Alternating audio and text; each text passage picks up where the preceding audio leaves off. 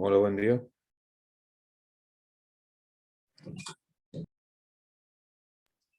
Buenos días.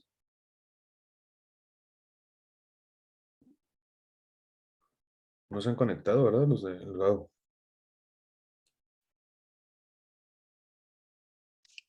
No, al parecer no. Ok, hay que esperar un ratito.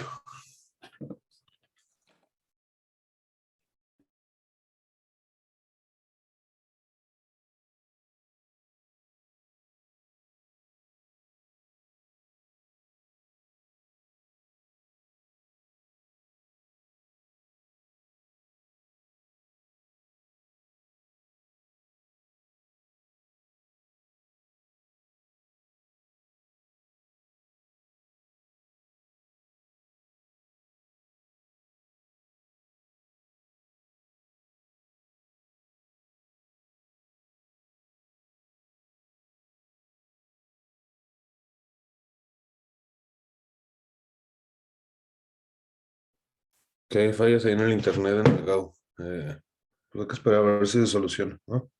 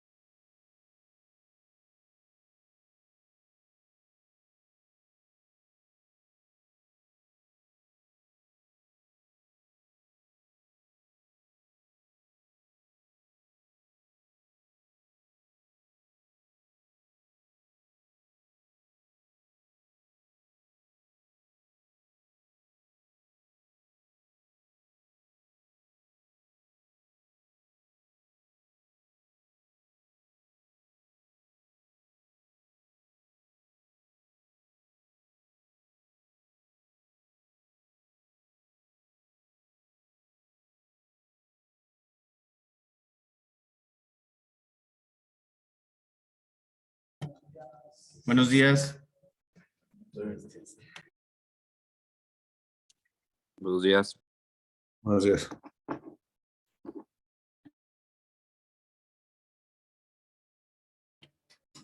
Buenos días. Más un minuto, doctor Miguel, para conectar la bocina nada más. Sí, está bien. No sé, me avisan.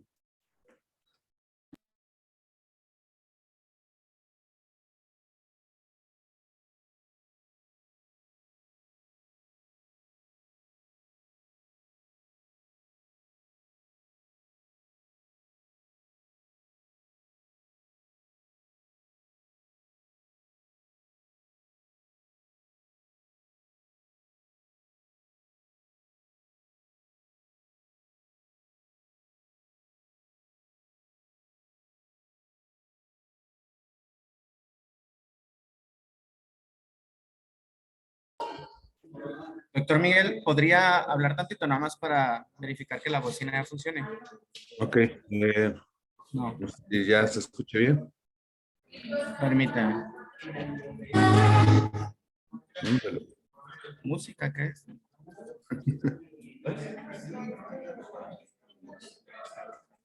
No, intenta por Bluetooth. Ya está conectado, Bluetooth. ¿Ya la conectas? Ahí está. Pues a ver. Pero no.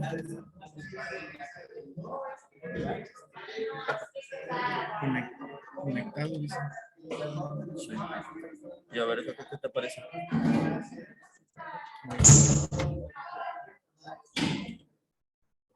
No, en el de audio.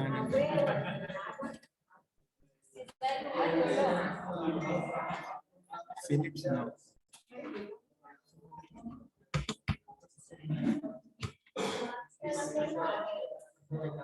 Conector este, a ver si ya funciona. A ver.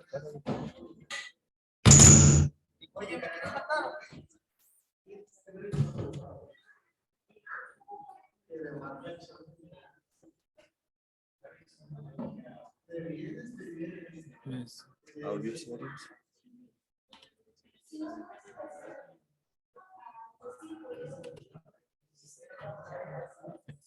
Tal vez, ajá. ¿No tienes algo más que pueda reproducir audio?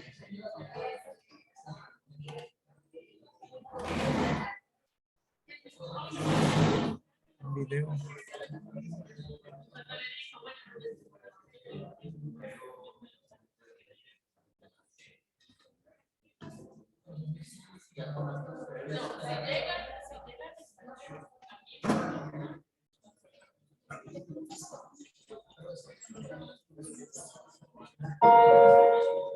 ¿Ya?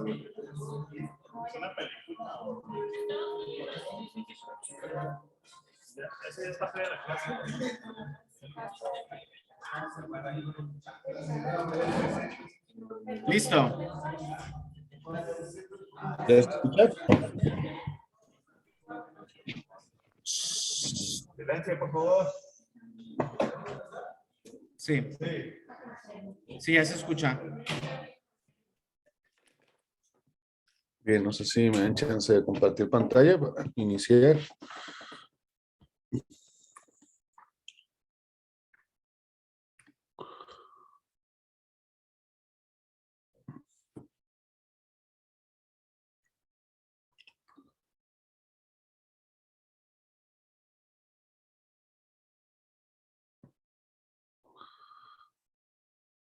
No escucho a nadie. ¿Cómo? ¿Qué Ah, pasó? ya. Que para compartir pantalla, para si me dan chance ya para iniciar.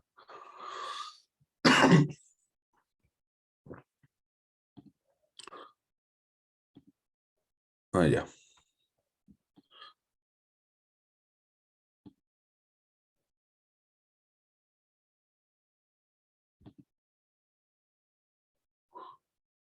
¿Se ve algo? Todavía no. Sí se vio, pero se quitó. Ok.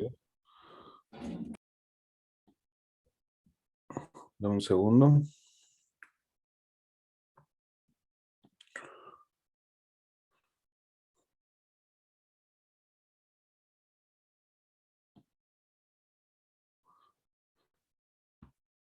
Vamos hasta atrás. Ok.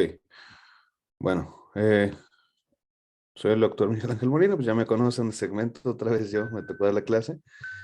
Bueno, voy a hablar rápido de la bioquímica del cristalino, como un tema de introducción hacia pues, lo que es el tema del doctor José Díaz, que habla sobre, pues, sobre la catarata en pacientes diabéticos. Es un poquito tedioso, es rápido el tema, pero y básico. Pues es bueno que lo sepan y lo conozcan, ¿no? Saber las bases de por qué pasan las cosas. Y créanme que lo que vayan a ver en este tema, toda la residencia se lo van a estar preguntando. Son típicas preguntas de los profesores, ¿no?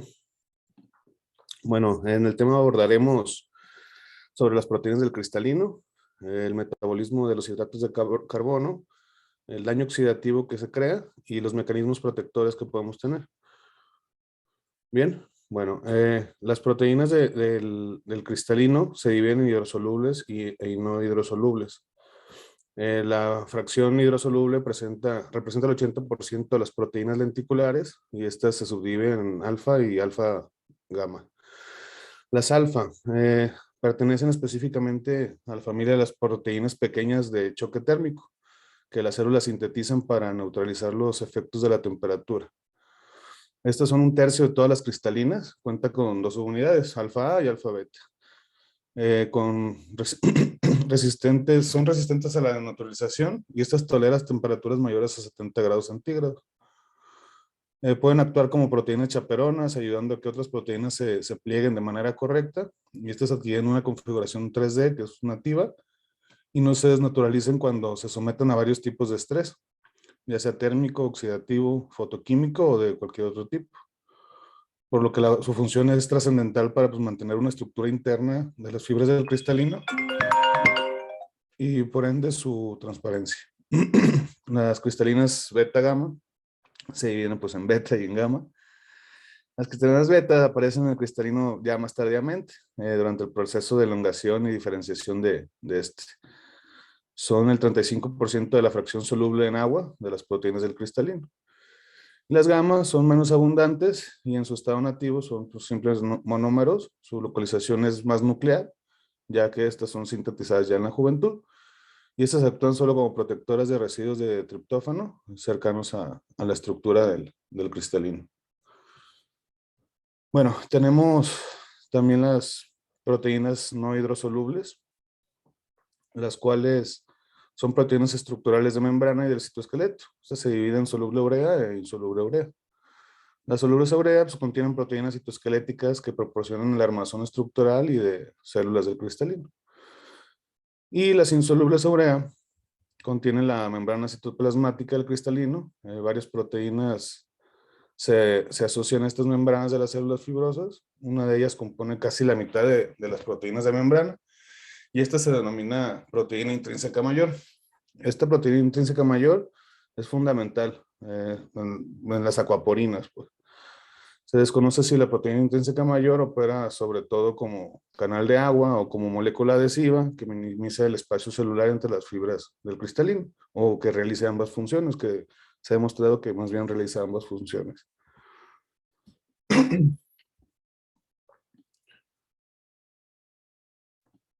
Muy bien. Con el tiempo, las proteínas del cristalino se van agregando, se van formando partículas muy grandes que dejan de ser hidrosolubles y estas dispersan la luz, aumentando de este modo la opacidad del cristalino. La transformación de las proteínas hidrosolubles a las no hidrosolubles es un proceso natural, esto es maduración de las fibras del cristalino que podría producirse en exceso en cristalinos pues, cataratosos. Hasta el 90% de las proteínas nucleares pueden encontrarse ya en la fracción hidrosoluble en cataratas broncentes. Bueno, el objetivo del metabolismo lenticular es preservar la transparencia. La producción de energía por el cristalino depende principalmente del metabolismo de la glucosa, que entra en el cristalino a partir del humor acuoso, ya sea por difusión simple y difusión facilitada. La mayor parte de la glucosa transportada se fosforila hacia glucosa 6-fosfato por la enzima hexocinasa. Una vez formada la glucosa 6-fosfato, sigue una de las dos vías metabólicas, ya sea la glucólisis anaerobia, que esta es la más activa de las dos vías y proporciona casi todos los enlaces fosfato de energía que se necesita para el metabolismo del cristalino. Utiliza el 78% de la glucosa. Esta vía es menos eficiente que la glucólisis aerobia, dado que solo se producen 2 moléculas netas de ATP por cada molécula de glucosa. Y también tenemos la vía de las pentosas. ¿Se quedó trabada la pantalla? Una pregunta. No, sí se ve bien. Ok. Bueno, la vía de las pentosas. Sí, se trabó un poquito. Ok. Es la vía menos activa para la neutralización de la glucosa 6-fosfato. Aproximadamente el 5% de la glucosa del cristalino se metaboliza por esta vía. Esta ruta se estimula en presencia de cifras elevadas de glucosa y, bueno, los hidratos de carbono derivados de la vía de las hexosas se incorporan a la glucólisis y estas se metabolizan hacia el lactato. Muy bien.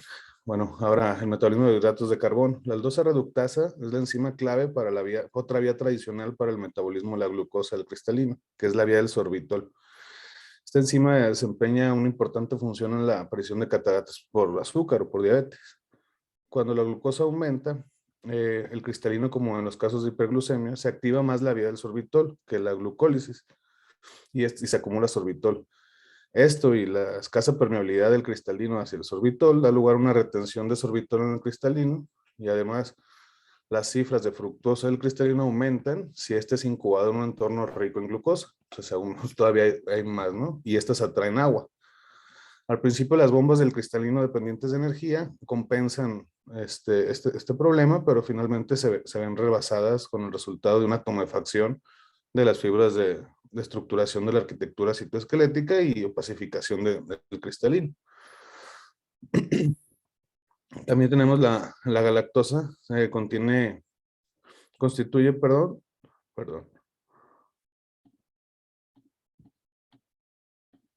La galactosa aumenta en el cristalino como en los casos de hiperglucemia. Se activa más la vía del sorbitol por la glucólisis y se acumula sorbitol.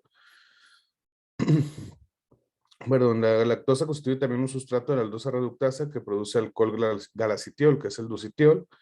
Sin embargo, este galacitiol no es un sustrato del glicerol deshidrogenasa y por esto mismo no se acumula con rapidez y pues puede ejercer los mismos efectos osmóticos y las mismas consecuencias que el mismo sorbitol.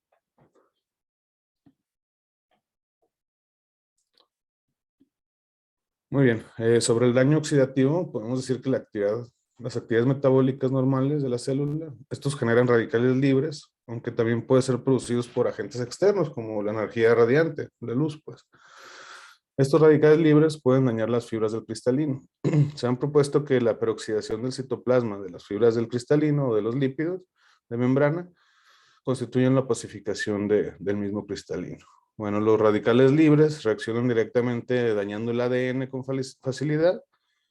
Una parte del daño del cristalino es reparable y otra parte pues es permanente. Además, los radicales libres pueden atacar las proteínas o lípidos de membrana y no se conoce pues ya un mecanismo reparador ya cuando existe este daño.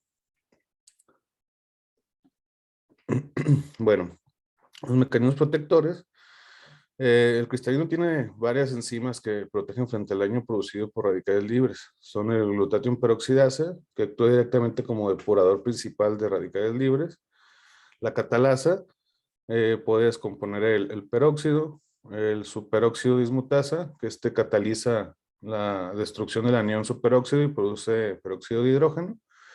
Y además el cristalino dispone de vitamina E y ácido ascórbico. Cada una de estas sustancias también depuran los radicales libres y esto protege en consecuencia pues al daño oxidativo que presenta el paciente.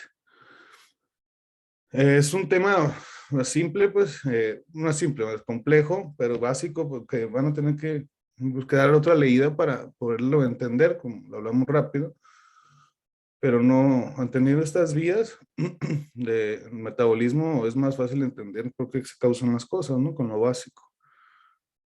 Y de ahí a partir a estudiar otras cosas más avanzadas. Pero pues es bueno tener las bases, aunque sea. No sé si tengan una pregunta o si podemos empezar ya con la clase del doctor Díaz.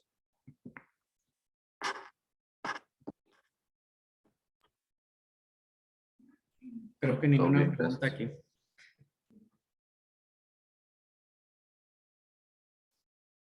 Bueno, entonces empezamos con tu clase, doctor Díaz.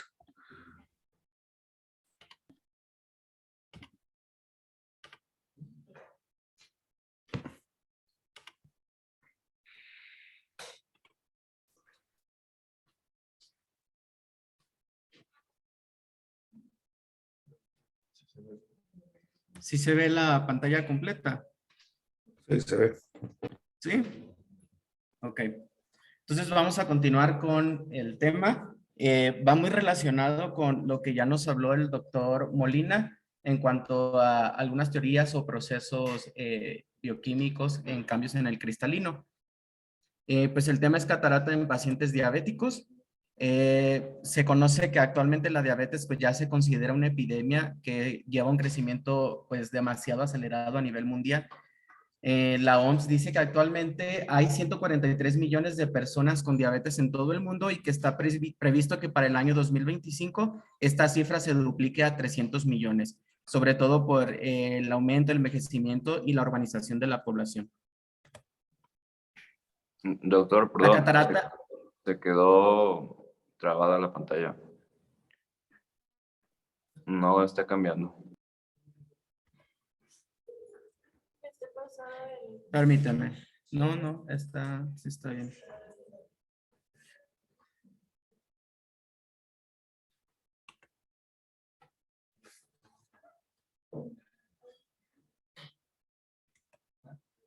Ahí ya cambió. Sí cambió, pero no se ve completa.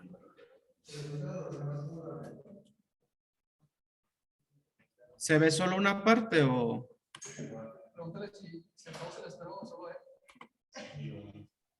Se ve como si cuando uno la hace, ahí ya se ve.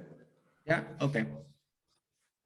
Entonces, la catarata es más frecuente en la población que presenta diabetes y se considera que es el tercer factor de riesgo más importante para la opacificación del cristalino. Y en los primeros lugares, pues está la parte genética y la edad. Yo no veo acá. Y pues como consecuencia va a producir una disminución en la agudeza visual, lo cual nos va a poder dificultar el seguimiento si un paciente presenta retinopatía diabética, pues por la opacificación de medios.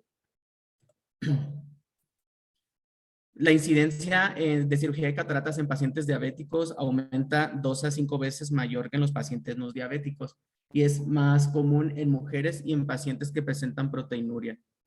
Se relaciona más con cataratas tipo cortical cuando es el comienzo de la enfermedad y cuando ya la enfermedad está establecida es más tipo subcapsular posterior. ¿Sí está cambiando? Sí. Ok. Se ha asociado pues una progresión de la retinopatía diabética en pacientes con catarata y retinopatía diabética no proliferativa. Se dice que esta progresión pues ha sido con la aparición de edema macular, con hemorragias intrarretinianas y exudados duros y con posibilidad de una evolución también a una retinopatía diabética proliferativa. Un estudio prospectivo de Jeff de 21 pacientes con retinopatía diabética no proliferativa simétrica en ambos ojos nos dice que la retinopatía diabética progresó en un 74% de los operados, de los ojos operados, en un 37% solamente del ojo operado y en ningún ojo contralateral progresó sin que lo hiciera el operado. La técnica que se usó en estos 21 pacientes fue extracción extracapsular con implante de lente intraocular. Y pues esto nos da la importancia que tiene el control y el tratamiento de la retinopatía diabética antes y después de la cirugía. Otro estudio de Hiking, donde se evaluaron 56 pacientes con retinopatía diabética proliferativa en este caso, comentan que el 50% de los pacientes empeoraba después de la cirugía, pudiendo progresar en algunos casos hasta neovascularización del iris. También este estudio marca la importancia que tiene la hemoglobina glucosilada para predecir el riesgo que el paciente puede tener a desarrollar complicaciones después de una cirugía de catarata. En cuanto a la etiopatogenia de la producción de la catarata en pacientes diabéticos, vamos a repetir un poquito y me voy a brincar lo que ya mencionó el doctor Molina. Pues dice que presenta una serie de cambios que difieren cuando es una esclerosis senil. Se ha observado que existe una inmadurez de las fibras cristalinianas con separación de las lamelas y presencia de núcleos en capas más profundas, así como un aumento de la agregación proteínica por alteración de las calpaínas intracelulares. Existen 3 teorías que ya nos habló el doctor Molina sobre estas teorías. La primera es la teoría clásica, que es la vía de sorbitol. La segunda es la teoría de la oxidación y la tercera es la teoría de la glicosilación no enzimática.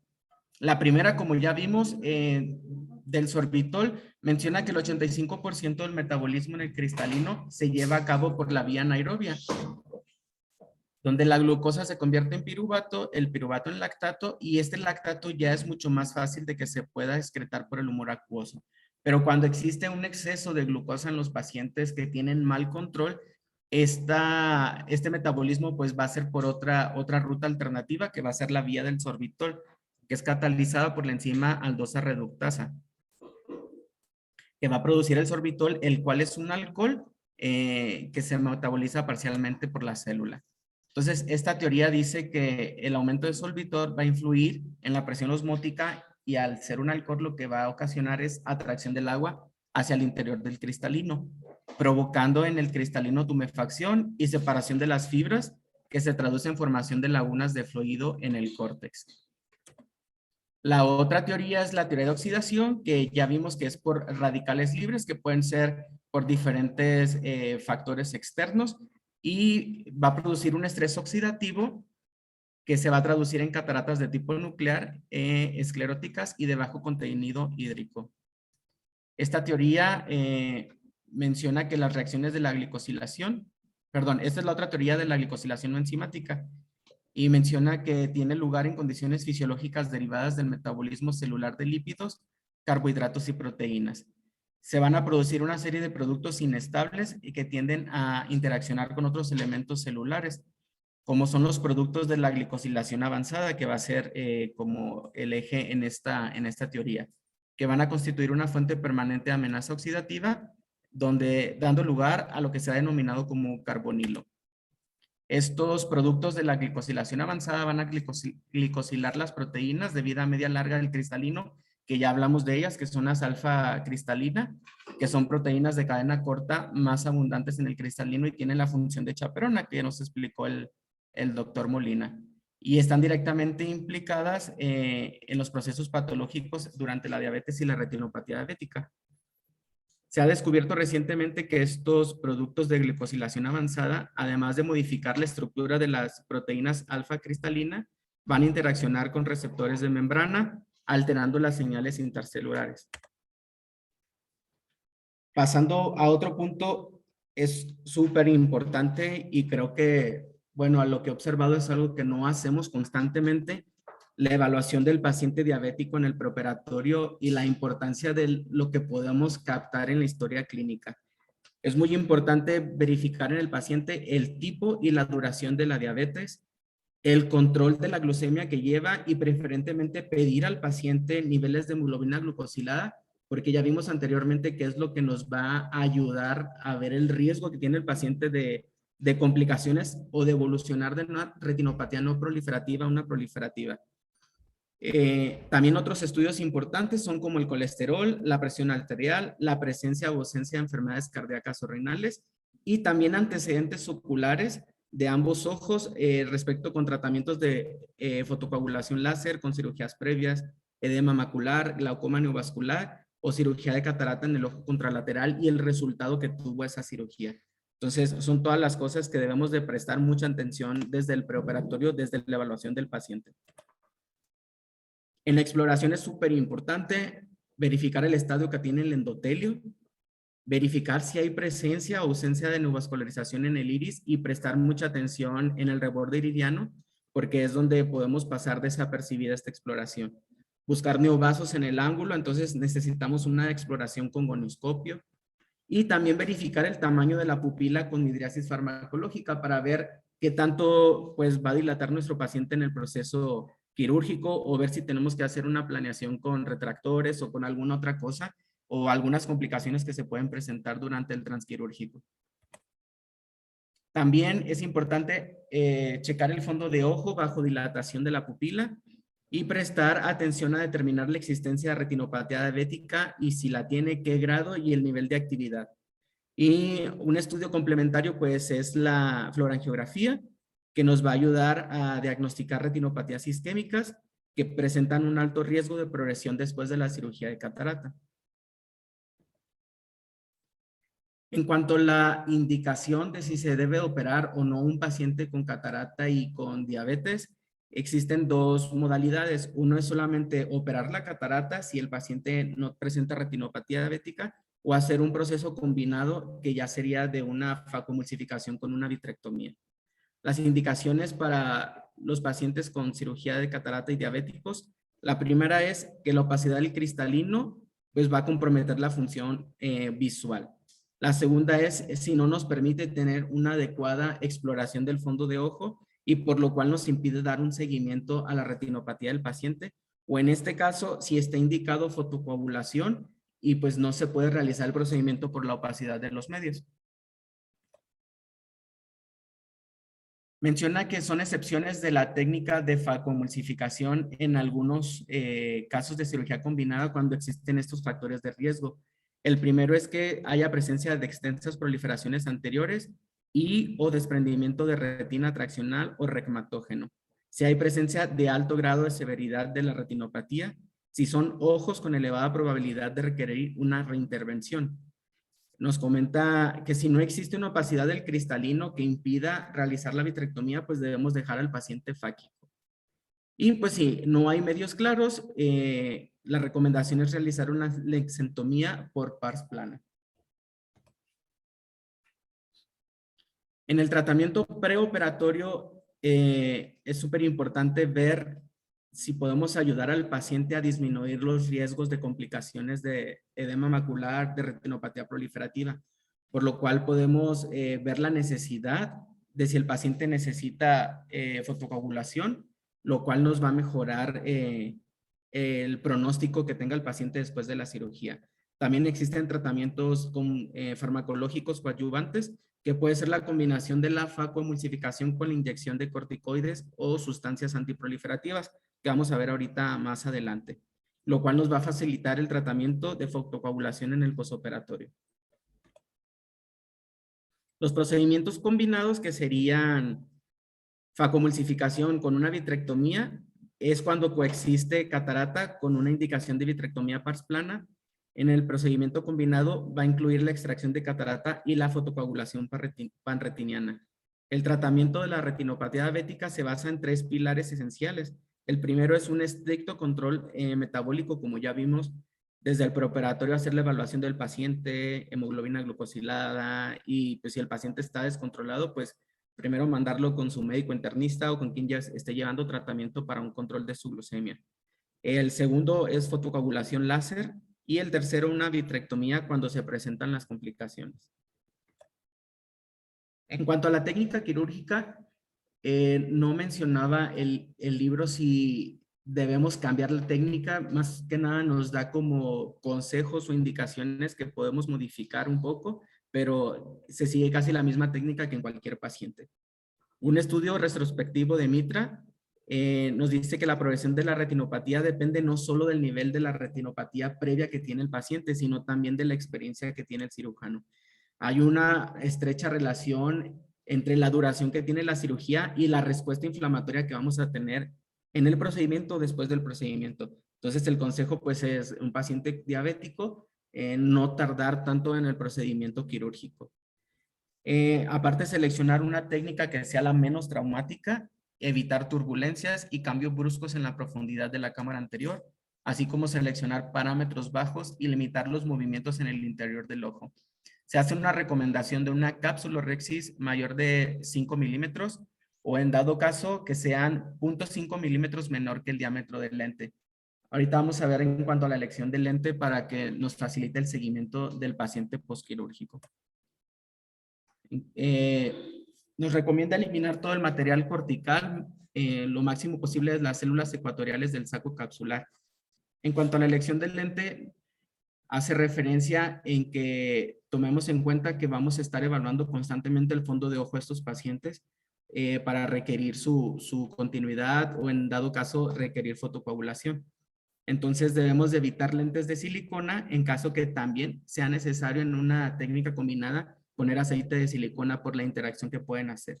Debemos de seleccionar un lente de más de 6.5 milímetros de óptica. ¿Esto por qué? Para que nos faciliten en el seguimiento tener un campo más amplio para revisar el fondo de ojo del paciente o para realizar procedimientos como fotocoagulación. Nos comenta que debemos de evitar la sobreexposición de la luz del microscopio porque los pacientes con retinopatía diabética, con diabetes son más vulnerables a tener una fototoxicidad por la luz del microscopio. Y suturar las incisiones y el paciente debe recibir fotocoagulación en el posoperatorio inmediato. En cuanto a técnica combinada, que sería la facoemulsificación más una vitrectomía por pars plana, nos aconseja tener un máximo protección de la córnea para tener mejor condición de visualización en el procedimiento de la vitrectomía. Y nos comenta que son útiles los viscoelásticos tipo dispersivo adhesivo. También hace la referencia que podemos usar pues azul tripano para facilitar la capsulorhexis en dado caso de que no tengamos reflejo rojo como cuando se presenta en pacientes que tienen una hemorragia en el vítreo. Debemos de asegurar que la óptica de la lente permanezca dentro del saco capsular al final de la cirugía para evitar el atrapamiento pupilar en el posoperatorio. especialmente si vamos a dejar gas en el intraocular. Por lo cual se nos aconseja utilizar mióticos tras la implantación del lente para evitar los midriáticos de larga duración. Y la realización de una capsulotomía posterior al final del procedimiento evita una de las complicaciones más frecuentes, que es la opacificación de la cápsula posterior, si en dado caso estamos realizando una vitrectomía por pars plana. Esta es una imagen de un paciente del lado izquierdo con patología vitrorretiniana y catarata, que se hizo un procedimiento combinado de vitrectomía y de facomulsificación, y vemos en la imagen de la derecha pues el avance que pudo tener el paciente con este tipo de procedimiento. En terapia farmacológica, el mecanismo exacto de los corticoides intravítreos pues no se conoce perfectamente en el edema macular diabético. Nos comentan que los glucocorticoides actúan como supresores inespecíficos de la inflamación y van a inhibir la cascada del ácido araquidónico, lo que se traduce en una reducción de la producción de prostaglandinas. También tienen acción sobre el factor de crecimiento del endotelio vascular. El corticoide más utilizado de forma intravítrea es el acetónido de triamcinolona en dosis de 4 miligramos. En un estudio llamado BIR de farmacocinética de la triamcinolona, nos comenta que en pacientes no vitrectomizados y que se les dejó triamcinolona, permaneció el medicamento por 3 meses dentro del ojo con una...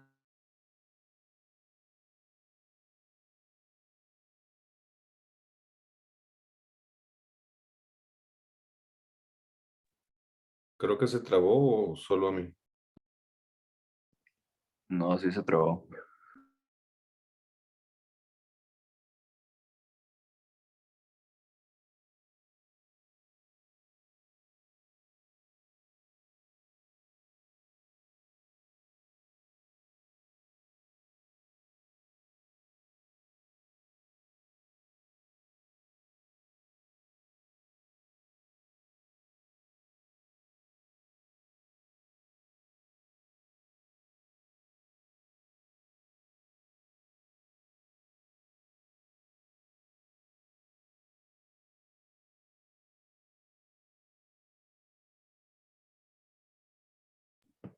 Me pusieron que lo sacó.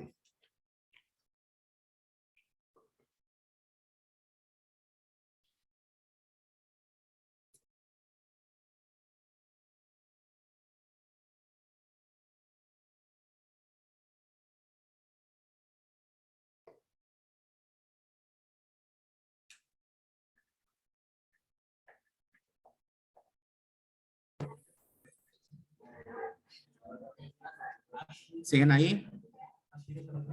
Ya aquí estamos, José. Te quedaste en los corticoides. Sí.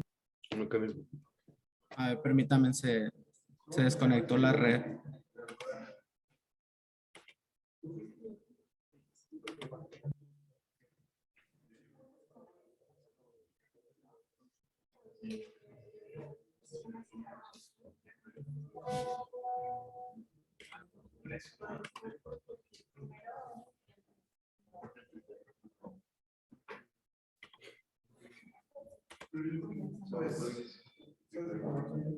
¿Ya se ve la pantalla? Ya se ve bien. No sé en qué diapositiva nos quedamos. En esa. Ok. Vamos a continuar. Entonces, bueno, comentábamos que el corticoide más utilizado es el acetónido de triamcinolona y que en un estudio llamado BIR de farmacocinética de este medicamento, nos comenta que aplicada la triamcinolona en pacientes no vitrectomizados, se verificó que dura 3 meses en el ojo con una vida media de 18.6 días y en pacientes vitrectomizados una vida media de 3.2 días, disminuye la vida media del medicamento.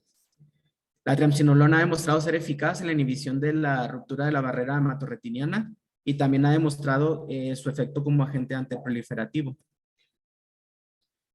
El uso de triamcinolona junto con la cirugía de catarata inyectado al final del procedimiento ha demostrado ser seguro y eficaz y nos va a permitir realizar una cirugía de catarata en caso de que tengamos un edema macular sin la pérdida considerable de la agudeza visual en el posoperatorio. Nos va a facilitar también el tratamiento de la fotocoagulación láser en aquellos pacientes que lo necesiten. Y pues aparte de la triamcinolona existen otros medicamentos antiangiogénicos que ya hemos escuchado anteriormente en otras clases, como el Lucentis, el bevacizumab, el Avastin, bueno, aquí no está también el aflibercept, y pues son medicamentos que también pueden ser utilizados durante el procedimiento que nos ayudan a mejorar el pronóstico del paciente en el postquirúrgico. Y creo que es toda la presentación. No sé si tengan alguna pregunta.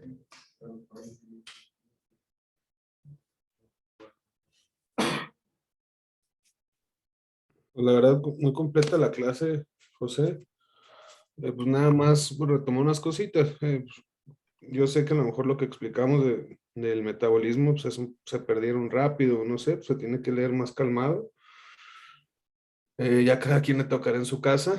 En resumen, pues realmente una catarata diabética se produce una tumefacción del cristalino, ¿no?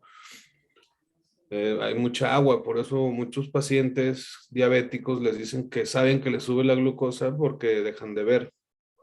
Es por esto. Crea una miopización y el paciente ve peor cuando tiene el azúcar muy elevado. Los mecanismos que nos ayudan a contrarrestar esto, pues al principio va a contrarrestar, cuando baja el azúcar, regresa a la visión normal, ¿no? Esto daña el cristalino, produce estrés oxidativo y pues poco a poco va opacificándose y ya sin recuperar la visión. Es algo que tenemos que tener en cuenta en cálculos de lente para estos pacientes, ya que te van a llegar súper miopes pues, de índice, es una miopía de índice, así se le llama, que es dada por el cristalino. Y pues lo ideal, en un mundo ideal, sería operarlos ya que tengamos un cálculo con el paciente con la glucosa estable, ¿no?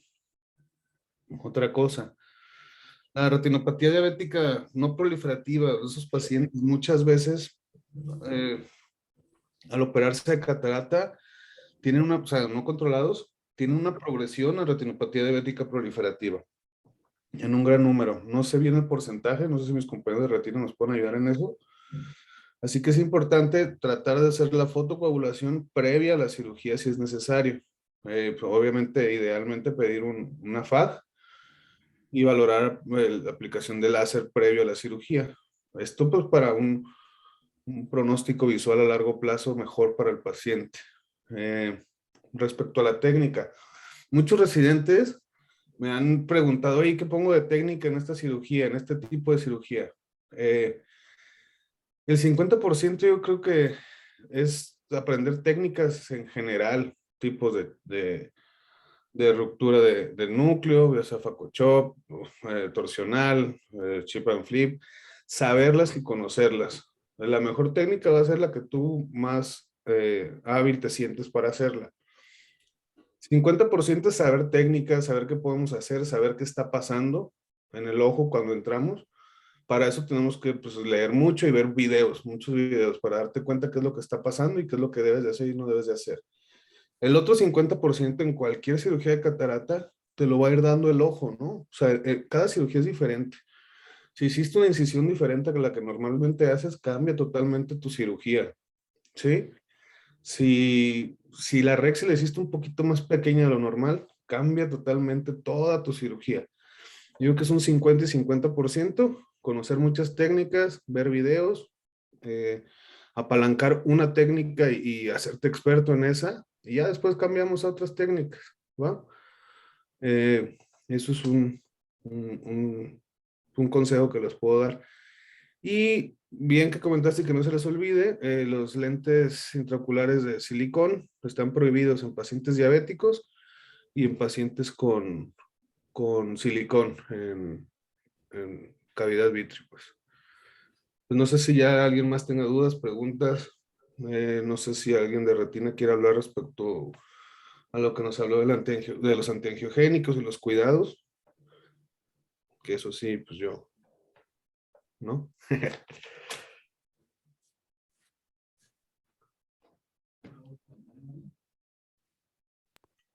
No, pues todo bien, gracias. Yo les quería hacer un comentario igual como ya les pusieron en la clase, pues el paciente con retinopatía diabética y Dani, catarata hay que valorarlo ¿quieres como, acercarte? como de forma integral. Es bien importante en el preoperatorio revisar si el paciente está dilatando bien, porque normalmente no dilatan bien, si hay signos de vasos a nivel del iris o del ángulo. Todo esto pues para planear una mejor cirugía. En el momento de llegar a la cirugía y vemos esto, podemos usar las opciones, como ya lo mencionaron, el uso de antiangiogénicos, ¿sí? Si vemos que tenemos rubiosis de iris o tenemos vasos a nivel del ángulo, podemos utilizar antiangiogénicos previo a la cirugía, pues para evitar que durante el procedimiento vaya a haber algún tipo de sangrado. Sí, igual lo que mencionabas del uso de triamcinolona, como ya lo me explicaron en clases anteriores, pues también ya los esteroides no son como que la primera opción. Sí, hay que irnos más por el uso de los antiangiogénicos y igual la fotocoagulación, como lo mencionó Miguel, es bien importante realizarla antes. No sé exactamente el porcentaje, pero sí se ha visto que hay una progresión después de la cirugía de catarata. Entonces, si se puede realizar la fotocoagulación antes de la cirugía, súper bien. Y si no, pues después del procedimiento quirúrgico hay que realizarlo. Creo que algo básico en resumen pues es el preoperatorio. Siento que en ocasiones se nos olvida la parte de que somos médicos generales, además de especialistas, porque me ha tocado mucho ver en quirófano de, el paciente trae 280 de glucosa, ahorita le ponemos insulina para bajar la glucosa. Pero vienen las complicaciones después en el posoperatorio de pues, hemovitrio, retinopatía proliferativa y todo, pero todo por no llevar antes un control o detener al paciente, postergar la cirugía y mandarlo a tener pues un control estricto de su diabetes en este caso. Jessy, ¿ibas a comentar algo? Sí, yo tengo una duda. Por ejemplo, en una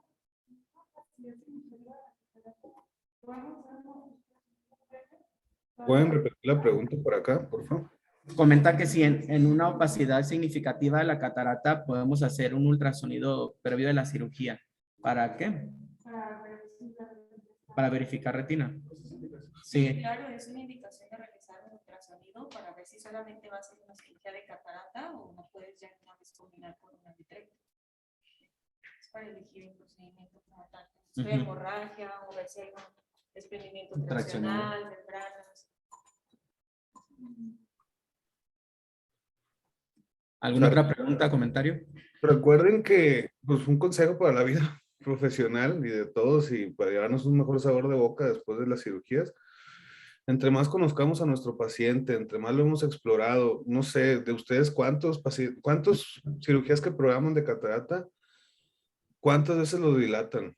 O sea, porque yo en ninguna nota he visto que diga, ¿sabes qué? Me dilata 5 milímetros, me dilata 3 milímetros, me dilata 6, 7 milímetros, ni una nota. ¿Cómo está la retina? Si es necesaria otra cosa, si el paciente va a mejorar, no va a mejorar. No hay que programar ni operar por operar.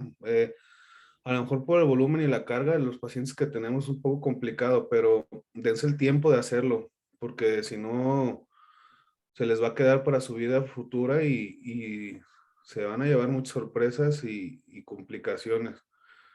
Les quedan 1, 2 o 3 años, así que traten de ahorita están en el tiempo de aprender y hacer las cosas bien para pues no cometer esos errores en un futuro y pues conocer al paciente a lo que te vas a enfrentar y conocer tus capacidades, si tú lo vas a hacer o lo mandas con alguien más capacitado.